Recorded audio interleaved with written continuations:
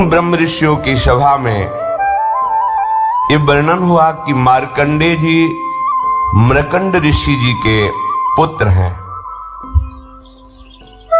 बाल्यावस्था से ही इनके पिता ने इनको अखंड ब्रह्मचर्य और निरंतर मंत्राकार वृत्ति करते हुए तप की शिक्षा दी। मार्कंडेय जी को मृकंड ऋषि ने जब से सुधि संभाली तो ब्रह्मचर्य का उपदेश किया, जितेंद्रियता का, मंत्राकार वृत्ति करते हुए घोर तपस्या का। पिता के बताए हुए साधन में मार्कंडेय जी विधि पूर्वक तपस्या, शास्त्रों का स्वाध्याय और आजीवन अखंड ब्रह्मचर्य का व्रत लिया। सदैव शांत भाव से रहते, सिर पर भारी जटाओं का बोझ रहता, इसलिए उनके शरीर पर जैसे उपटन साबुन आदि का प्रयोग नहीं होता तो जल से फिर धूल जमते जमते मटमैला स्वरूप हो जाता है त्वचा का। तो जैसे राख से ढकी हुई अग्नि, ऐसा उनका स्वरूप। सिर पर भारी जटाएं और वृक्ष की छाल की लंगोटी और हाथ में कमंडल और एक जीव निवारण के लिए दंड, ये साधु का स्वरूप है। वो सदैव काले मृग का चर्म ऐसे धारण किए हुए, कुश की एक ऐसे बनाकर कूची सी, जहां बैठना है पहले छोटे जीवों को हटा देते फिर बैठते। आजीवन ब्रह्मचर्य के लिए बहुत सावधान रहते, प्रातःकालीन और सायंकालीन, और नैष्ठिक ब्रह्मचर्य को प्रातः, मध्याह्न, सायं तीनों काल की संध्याओं में। तो वो तीनों काल की संध्या करते हैं, गुरु वंदना और मानसिक प्रभु का पूजन और निरंतर स्वरूप चिंतन कि मैं वही परब्रह्म परमात्मा हूं, ऐसी आराधना करते। सायं या प्रातः भिक्षा मांग कर लाते, गुरुदेव के चरणों में समर्पित कर देते और हाथ जोड़कर खड़े रहते। गुरु जी की इच्छा होती तो उस भिक्षान्न से उनको कुछ भाग दे देते, नहीं इच्छा होती तो इशारा पाकर उपवास करते हुए भजन करते। मार्कंडेय जी ने इस प्रकार तपस्या और भजन स्वाध्याय में बहुत वर्ष व्यतीत किए।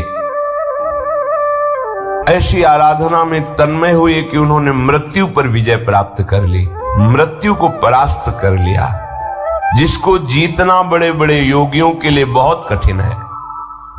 मार्कंडेय जी जब मृत्यु पर विजय प्राप्त की तो ब्रह्मा, भृगु, भगवान शंकर, दक्ष प्रजापति, अन्य बड़े बड़े देवता, पितर सभी आश्चर्यचकित हो गए। इनकी मंत्राकार वृत्ति, आजीवन ब्रह्मचर्य, परम पवित्रता, तपस्या, त्रिकाल संध्या, इसके प्रभाव से मृत्यु पर विजय देख करके सब आश्चर्यचकित हो गए। कहीं किंचन मात्र हृदय में कोई अन्य चिंतन नहीं, कोई क्लेश चिंतन नहीं, इंद्रियातीत स्थिति। ये जो भी भजन करता है वो इसी तरह आगे बढ़ता है। पर आप विषयों को सुख मानकर जब अपने भजन पद्धति को शिथिल कर देते हैं तो आप योग्यता खो देते हैं परमानंद की।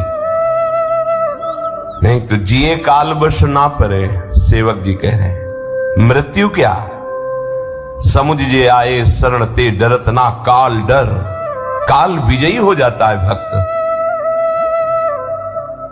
मार्कंडेय जी के हृदय में महायोग उपस्थित है। महायोग किंचन मात्र कोई भी मन में अन्य स्फुरणा ही नहीं, केवल सच्चिदानंद भगवान। 6 मनवंतर व्यतीत हो गए भजन करते हैं, 6 मनवंतर।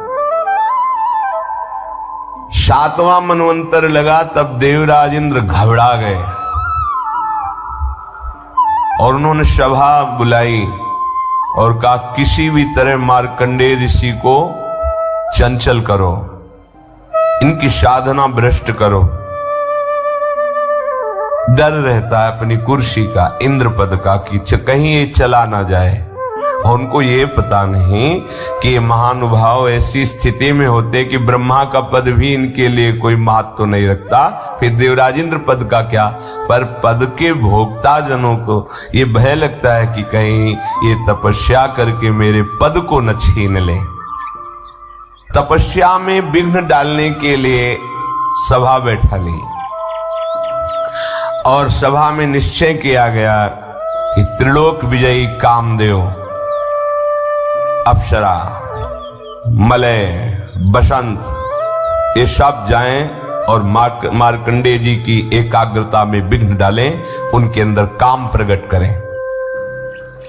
साथ में लोभ और अहंकार को भी भेजा, तुम भी अपना प्रभाव दिखाओ, क्योंकि बिना अहम के भोक्ता भाव नहीं आता और बिना भोग सुख के लोभ के वृत्ति चंचल नहीं होती। इसलिए लोभ और अहंकार को भी आदेश किया।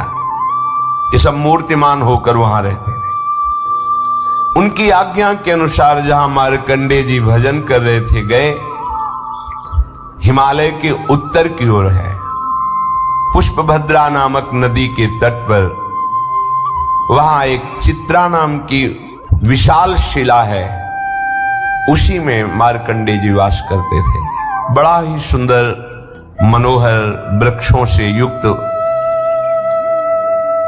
वृक्षों के झुरमुट में स्थान स्थान पर पुण्यात्मा अन्य ऋषिगण भी निवास करते थे। मृदु पवित्र निर्मल जलाशयों से भरा हुआ,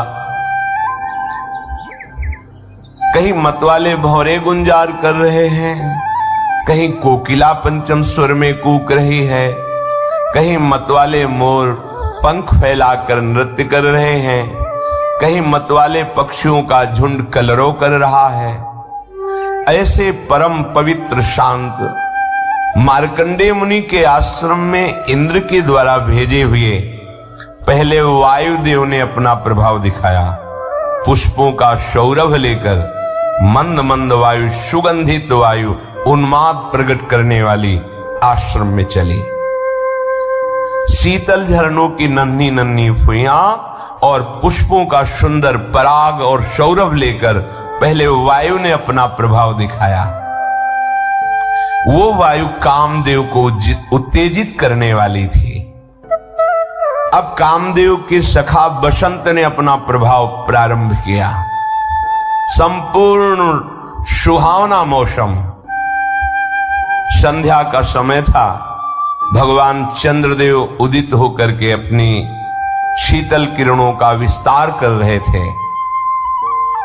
सहस्त्र सहस्त्र लताएं वृक्षों का आलिंगन की हुई धरती पर झुक रही थी। नई नई कोपलें, सुंदर सुंदर रसीले फल, फूलों के गुच्छे ऐसे शोभायमान हो रहे थे। बसंत का साम्राज्य संपूर्ण वन को बहुत ही सुंदर कर दिया। अब कामदेव ने प्रवेश किया। उनके साथ विशेष गायन के द्वारा मोहित करने वाले गंधर्व और ऐसा ताल से संगीत बजाने वाले जिससे उन्मत्तता चढ़ जाए, और स्वर्गीय अप्सराएं, और उनके बीच में 5 बाण संधान करने वाला कामदेव, हाथों में पुष्पों का धनुष और 5 बाण। मार्कंडेय जी भगवान के चिंतन में तन्मय थे। उनके नेत्र बंद थे, पर तेज ऐसा था मानो जाज्वल्यमान अग्नि की ज्वाला ही विराजमान हो।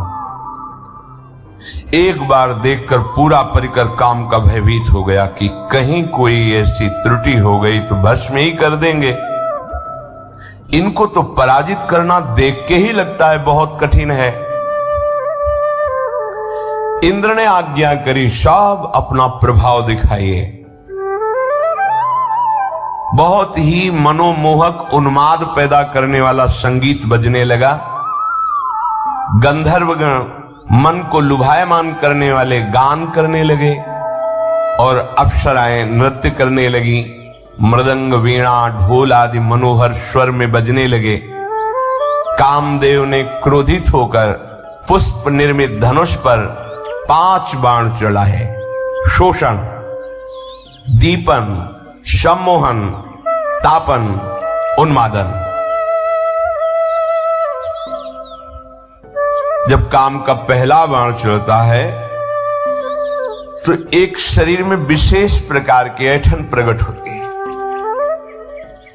वेदना उद्दीपित होती, दीपन भोग की इच्छा प्रकट होना, सम्मोहन अब इच्छा दृढ़ इच्छा के रूप में प्रकट, अब वो विचार शून्य हो गया, तापन ऐसी आग लगी कि उन्मादन उन्माद चढ़ गया, अब वो रुक नहीं सकता।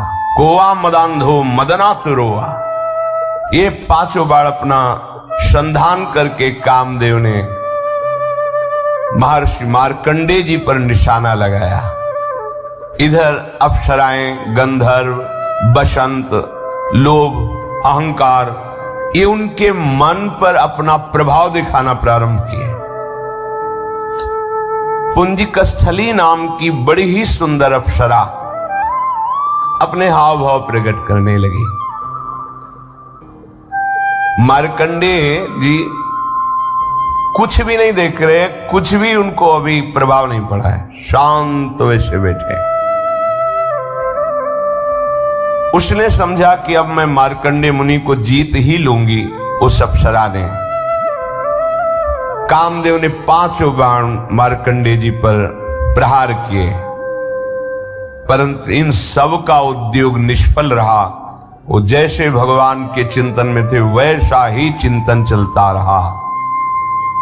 जैसे किसी अभागे का पुरुषार्थ प्रयत्न विफल जाता है, ऐसे ही कामदेव, बसंत, मलय मारुत, गंधर्व, अप्सरा, लोभ, अहंकार सब का प्रभाव निष्फल रहा। मार्कंडेय मुनि अपरिमित तेजस्वी भगवान के चिंतन में तन्मय थे।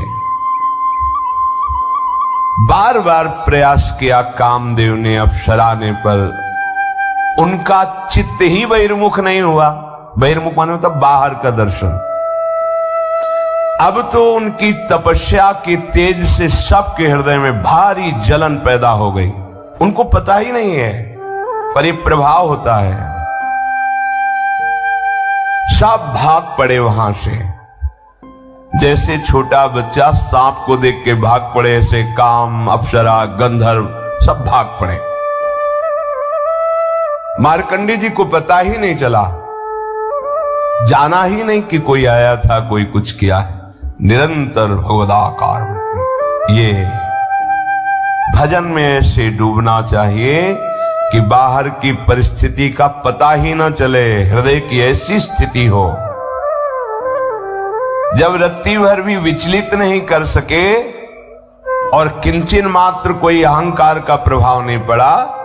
जैसे देव ऋषि नारद जी ने लीला में थोड़ा दर्शाया कि काम का प्रभाव तो नहीं पड़ा, पर अहंकार का प्रभाव पड़ गया कि मैं काम विजयी हूं, इसीलिए फिर वो लीला बदल गई। ये भगवान के भजन करने वाले महापुरुषों के लिए कोई आश्चर्य वाली बात नहीं है। ये खास बात है, जो भगवान के भजन में है तो कोई आश्चर्य वाली बात नहीं है। देवराज इंद्र ने देखा कि हमारी सेना तो निस्तेज, हाथप्रभ और क्लेशित होकर लौट आई है। बड़े प्रभावशाली मार्कंडेय जी हैं। उन्हें बड़ा आश्चर्य हुआ और उन्होंने मन ही मन मार्कंडेय जी को प्रणाम किया और क्षमा मांगा। मार्कंडेय जी तपस्या, स्वाध्याय, धारणा, ध्यान, समाधि, चित्त की परम एकाग्रता की स्थिति में थे। अब उन पर कृपा प्रसाद की वर्षा करने के लिए मुनिजन नयन मनोहारी नरोत्तम भगवान प्रकट हुए। इससे ऐसा संकेत मिलता है कि भगवान के दर्शन के पहले आपको बहुत कुछ दर्शन कराया जाएगा। लोक लोकांतर की भोग सुविधाएं, यश, कीर्ति, नाम, प्रतिष्ठा, सिद्धियां, अगर आप इनमें से कहीं भी फंस गए तो समय लगेगा, और अगर नहीं फंसे तो इसी के तत्काल बाद आपको भगवत साक्षात्कार हो जाएगा। भारी विपत्ति या भारी संपत्ति किसी में लुभायमान नहीं होना। महाभागवत भक्त का लक्षण है, त्रिभुवन की राज्य लक्ष्मी देने पर भी आधे पल के लिए, आधे क्षण के लिए अपने प्रभु का विस्मरण ना करना। जीत गए, कोई नहीं परास्त कर सकता। आप हृदय में देखिएगा इस बात को कि जब कोई विकार आपके ऊपर प्रभाव डाल रहा है तब आप भगवत विस्मरण कर रहे हैं। देख लीजिए, उसका काम है, पहले भगवत विस्मरण होगा, पहले रुकेगा भजन, तब वो अपना प्रभाव दिखाएगा। अगर भजन चल रहा है फिर किसी की ताकत नहीं कि आपको परास्त कर सके। भगवान दो रूप में प्रकट हुए, नर नारायण के रूप में। उनमें से नर भगवान का शरीर गौर वर्ण और नारायण भगवान का शरीर श्याम वर्ण। दोनों के नेत्र खिले हुए कमल के समान कोमल, विशाल, करुणा बरस रही है। अद्भुत अजान बाहु, लंबी भुजाएं और मृग चर्म पहने हुए हैं। एक वृक्ष की छाल और एक मृग चर्म, हाथों में कुश लिए हुए हैं। सुंदर यज्ञोपवीत धारण किए, कमंडल, बांस का सीधा दंड धारण किए हुए, कमल गट्टे की माला और जीवों को हटाने के लिए एक वस्त्र की कूंची लिए हुए हैं। ब्रह्मा इंद्र आदि के भी परम पूज्य भगवान नर नारायण ऐसे परम मनोहर रूप से प्रकट हुए कि मानो अनंत बिजलियां एक साथ प्रकाशित हो गई हो। अद्भुत कांति, मूर्तिमान तप का स्वरूप मार्कंडेय जी। तो भगवान ने कहा, प्रिय सम्मान्य ब्रह्मर्षि शिरोमणे, तुम चित्त की एकाग्रता और तितिक्षा, कष्ट सहने की सामर्थ्य को और संयम और मेरी अनन्य भक्ति को प्राप्त करके तुम सिद्ध हो गए हो। चित्त की एकाग्रता और कष्ट सहने का धैर्य और इंद्रियों का संयम और मेरी अनन्य भक्ति, इससे तुम सिद्ध हो गए हो। तुम्हारे इस आजीवन शुद्ध ब्रह्मचर्य निष्ठा को देखकर हम बहुत प्रसन्न हैं। तुम्हारा कल्याण हो। मैं समस्त वर देने वालों का भी वर देने वाला स्वामी हूं, इसलिए तुम्हें जो इच्छा हो मांग लो। मार्कंडेय मुनि ने कहा, देव देवेश शरणागत भयहारी, हे भगवान अच्युत, आपकी जय हो, जय हो, जय हो। हमने तो आपका जो साक्षात्कार पाया, दर्शन पाया, यही दुर्लभ वस्तु हमारे हृदय में थी कि हमें कब प्रभु के दर्शन मिलेंगे। प्रभु, अब हमारे हृदय में कोई इच्छा नहीं रही। आप चाहते हैं कि मैं आपसे मांगूं, तो फिर आपकी आज्ञा का पालन करना चाहिए। तो प्रभु, मैं ये देखना चाहता हूं कि आपकी माया क्या है, संपूर्ण माया को देखना चाहता हूं। ये माया चराचर जगत को कैसे भ्रम में फंसाए हुए है, ये मैं देखना चाहता हूं। इससे आपकी आज्ञा का पालन भी हो जाएगा। मार्कंडेय जी ने जब ऐसा कहा तो भगवान हंस पड़े, क्योंकि जब कोई मिला है तो यही मांगा है कि कभी माया अब हमें फंसाए ना, हमारे सामने ना आवे। और मार्कंडेय जी कह रहे, मैं देखना चाहता हूं क्या है आपकी माया, क्योंकि बचपन से भजन में लगे हैं, माया का कोई प्रभाव ही नहीं। तो क्या है आपकी माया, मैं देखना चाहता हूं। भगवान हंसते हुए कहा, ठीक है, ठीक है, ऐसा ही होगा, तुम देख पाओगे मेरी माया को। इसके बाद भगवान अंतर्धान हो गए।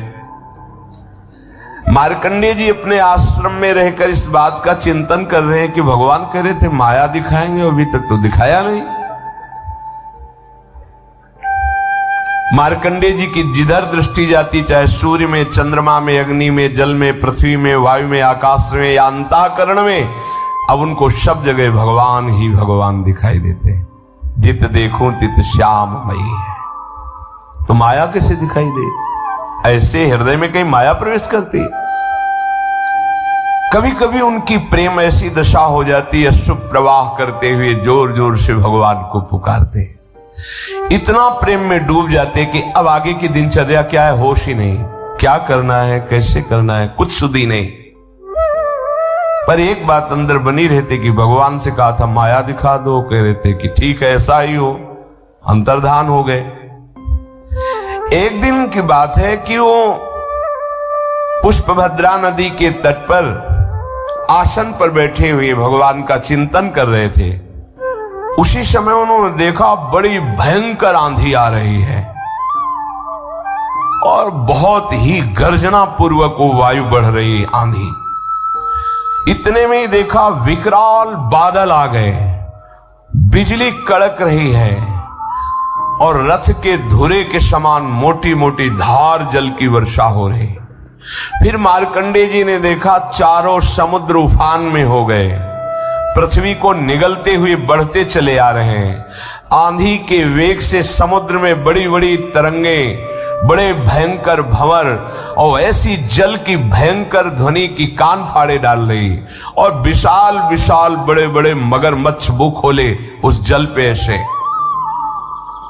उस समय बाहर भीतर चारों ओर जल ही जल हो गया, पूरी सृष्टि जल में डूब गई।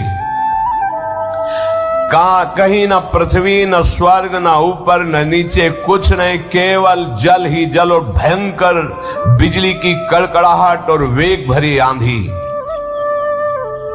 मार्कंडेय जी घबरा गए।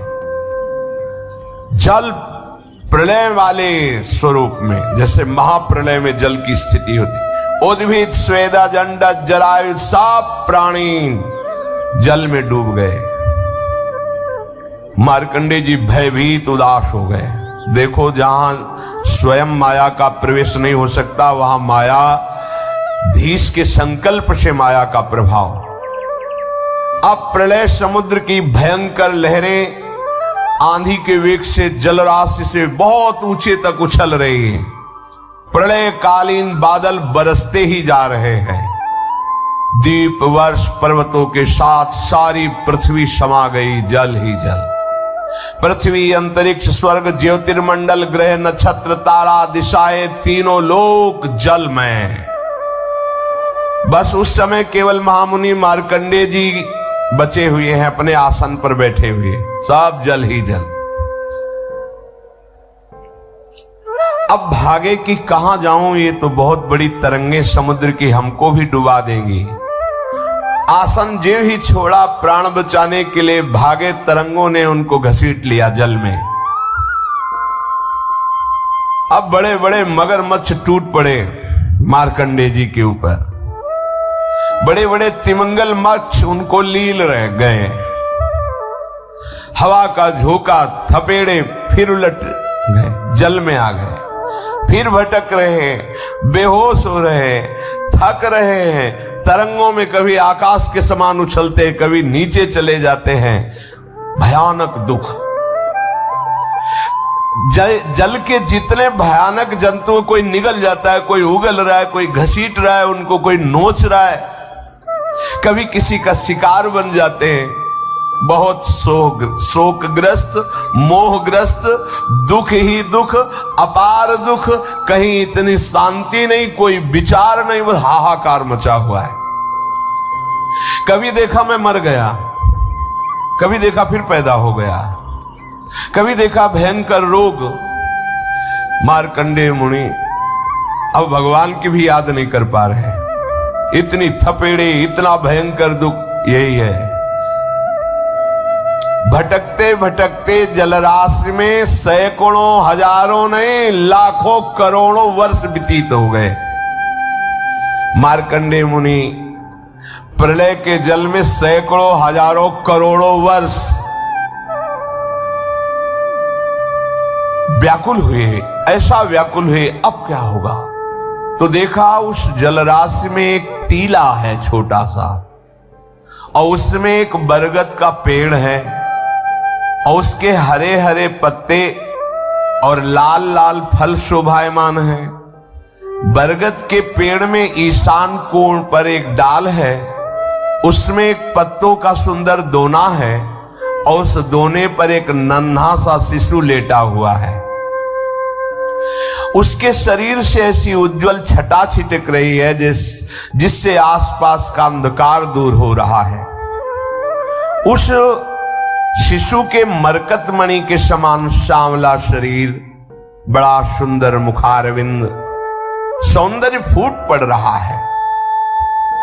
गर्दन शंख के समान उतार चढ़ाव वाली चौड़ी छाती, सुंदर नाक, मनोहर भौहें, काली घुंघराली अलकें और श्वास लेने पर हिलती हुई अलकें। कानों में सुंदर कुंडल, ओंठों की बड़ी ही सुंदर कांति, और वो बालक देखकर मुस्कुरा रहा है। करारविंदेन पदारविंदम मुखारविंदे विनिवेशयंतम वटस्य पत्रस्य पुटे शयानम बालम मुकुंदम मनसा स्मरामि। भगवान बाल मुकुंद देखकर मार्कंडेय जी की घबराहट को मुस्कुरा रहे हैं, और इस मुस्कुराहट से बड़ा सुख मिला मार्कंडेय जी को। बड़ी गंभीर नाभि, छोटा सा पेट, पीपल के पत्ते की तरह चिकना, श्वास लेने पर बल पड़ जाता है पेट पर, नन्हे नन्हे सुंदर छोटे हाथ, छोटी छोटी अंगुलियां, और वो प्रभु अपने कर कमल से, दोनों कर कमल से दाहिने चरण कमल को पकड़ के उसका अंगूठा मुख में डाल के चूस रहे हैं। बाल गोविंद करारविंदेन पदारविंदम मुखारविंदे विनिवेशयंतम। मार्कंडेय मुनि ये दर्शन पाकर, जो अभी तक प्रलय की थपेड़ों में, जल के जंतुओं में क्लेश पा रहे थे, थोड़ा शांति मिली, थोड़ी थकावट मिटी, आनंद हुआ, हृदय प्रसन्नता की तरफ बढ़ा। अब मन में सोचने लगे कि ये बालक इतनी प्रलयकालीन जलराशि में बट वृक्ष के पत्ते के दोने में कैसे विराजमान है। तो सोचा चलो तैर कर इसके समीप चलते हैं, इससे कुछ पूछते हैं। तो अभी समीप पहुंच ही नहीं पाए थे कि शिशु ने ऐसा श्वास लिया कि मार्कंडेय जी उनके श्वास के साथ पेट में चले गए। जैसे अपने लोग लंबी सांस लें, कोई मच्छर आ जाए तो फिर सीधे ही चला जाएगा, ऐसे ही मार्कंडेय जी अंदर चले गए पेट में। और पेट में जाके देखा तो फिर वही आश्रम, उसी आसन पे बैठे, फिर वही प्रलय की जल राशि, वही वर्षा पेट के अंदर। अब विचित्र दृश्य देखकर आश्चर्यचकित हो गए। वो विचार नहीं कर पा रहे कि बाहर वाला दृश्य और अंदर वाला दृश्य क्या है। वही अंतरिक्ष, ज्योतिर्मंडल, पर्वत, समुद्र, द्वीप, वर्ष, दिशाएं, देवता, दैत्य, वन, देश, नदियां, नगर, खाने, ये सब का सब भगवान के उदर में देखा। मैया को भी दिखाया था। लालजू महाराज से कहते, दाऊ दादा ने कहता ने मिट्टी खाई, मुख खोल, छड़ी लगे, खोल मुख। मैंने नहीं खाई। वो खोल तो सोच रहे काहे को मुंह खोले, मैया डर जाएगी। दिखा अनंत ब्रह्मांड भगवान के।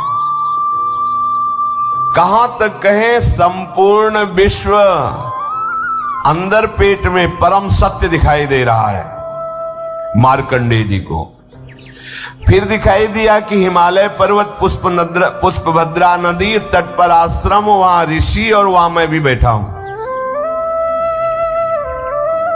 वो सोच रहे हैं कि सत्य क्या है, बाहर वाला आश्रम, प्रलय की जलराशि, या अंदर ये सब।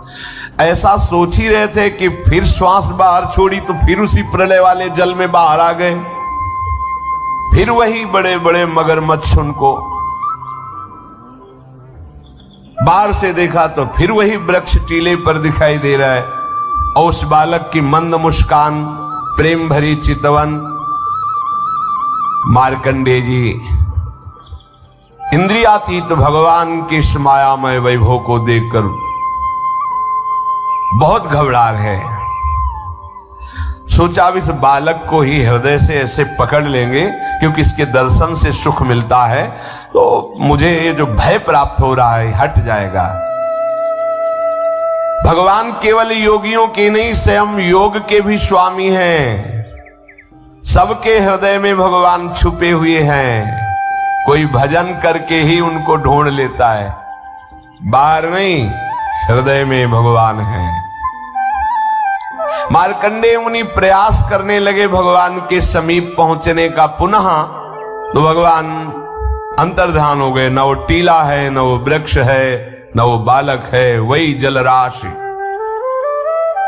जैसे अभागे पुरुष का प्रयास असफल हो जाता है, ऐसे मार्कंडेय जी का ये प्रयास कि भगवान का आलिंगन कर लूं, हृदय से लगा लूं, निष्फल हो गए।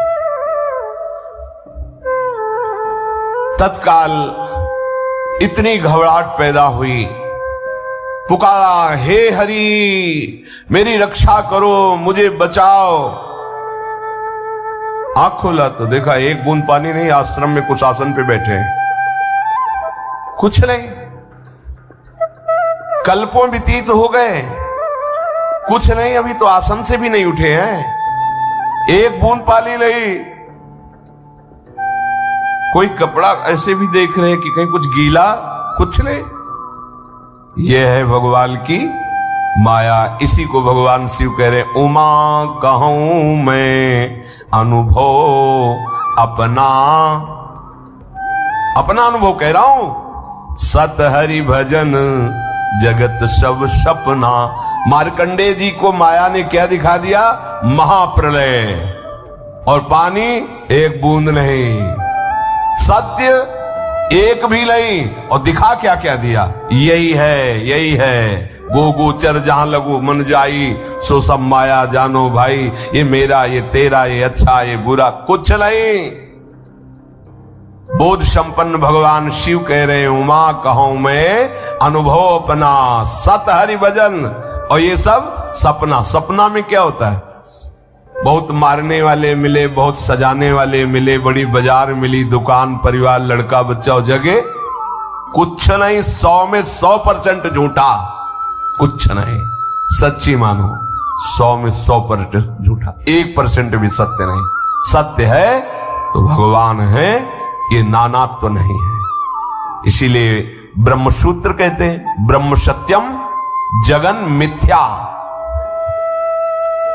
मार्कंडेय जी जब देखा कि आश्रम पे खड़े हुए भगवान को बार बार प्रणाम कर, दंडवत शुरू कर, प्रभु प्रभु बस आपसे अब ये मांगता हूं, कभी ये माया मत दिखाना। अच्छे अच्छे को भ्रम, अच्छे अच्छे को भ्रम। एक बार सुदामा जी समुद्र स्नान करने द्वारिकापुरी में द्वारिकाधीश के साथ गए।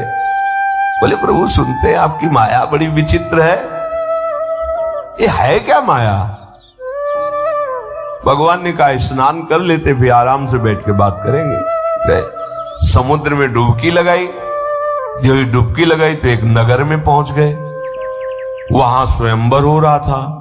राजा ने देखते ही कह रहे तो श्री कृष्ण मित्र सुदामा है, चरण वंदना की। कहा ओ भाग्य, हमारी पुत्री के लिए आप जैसा वर कहां मिल सकता है। ब्याह रचना हुई, महल में रहने लगे, बहुत वर्ष व्यतीत हुए, कई लड़का बच्चा हो गए।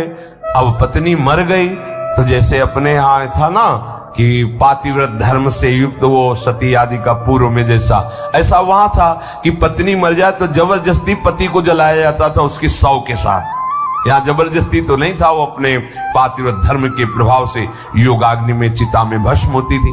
पर वहां का नियम था जबरदस्ती, तुम चाहो या न चाहो, पत्नी मर गई तो उसके साथ तुम्हें भस्म होना पड़ेगा। सुदामा जी से कहा हमारे यहाँ की रीति है बाप, तो उनको चिता में डालने के लिए 100 के साथ जब बांध दिया गया तब पुकारा, अये परम प्राण प्यारे मित्र श्री कृष्ण मुझे बचा लो। जब भी पुकारा तो भगवान ने इसे उठाया, बहुत लंबी डुबकी लगा लिए, उठो। बोले प्रभु, बोले हाँ कुछ सेकंड से हम देख रहे हैं तुम उठ ही नहीं रहे हो। बोले प्रभु सेकंड मिनट, अरे कितने वर्ष हो गए, ब्याह हो गए, लड़का बच्चा हुआ, तो हम चिता में जलाए जा रहे। बोले यही मेरी माया है, कुछ नहीं है, कुछ नहीं। न नगर न राजकुमारी, तहां रमा न राजकुमारी, तब हरि माया दूर निवारी, तहां न रमा न राजकुमारी। ये बस मामे वे प्रपद्यन्ते माया में ताम तरंती थे। आपको सत्य लग रहा है, डर गए सुदामा जी कि अब तो चिता में भस्म ही होना, डर गए मार्कंडेय जी, इतने महामहिम जिनके आगे काम और अप्सरा सब भयभीत होकर भाग गए। कोई ऐसे कि नहीं त्राहिमाम शरणागत, ऐसी रचना रच देंगे कुछ नहीं है पर सब कुछ हो जाएगा। मार्कंडेय जी ने मन ही मन कहा, हो ऐसी अपार सामर्थ्यशाली भगवान की माया जो बिल्कुल असत्य है पर सत्य से भी बढ़कर लगती है। बड़े बड़े विद्वान इसी के आकर्षण में अपने जीवन को नष्ट कर देते हैं। गंवार नहीं कहा, विद्वान कहा है। बड़े बड़े विद्वान इसी माया के खेल में अपने जीवन को नष्ट कर देते हैं। हे शरणागत वत्सल, आपके चरणों का जो आश्रय ले लेता है, आप जिसे अभय दान दे देते हैं, वही इस माया से मुक्त हो जाता है। मार्कंडेय जी भगवान के चिंतन में पुनः तन्मय हो गए। शेष चर्चा आगे। श्री राधा वल्लभ लाल।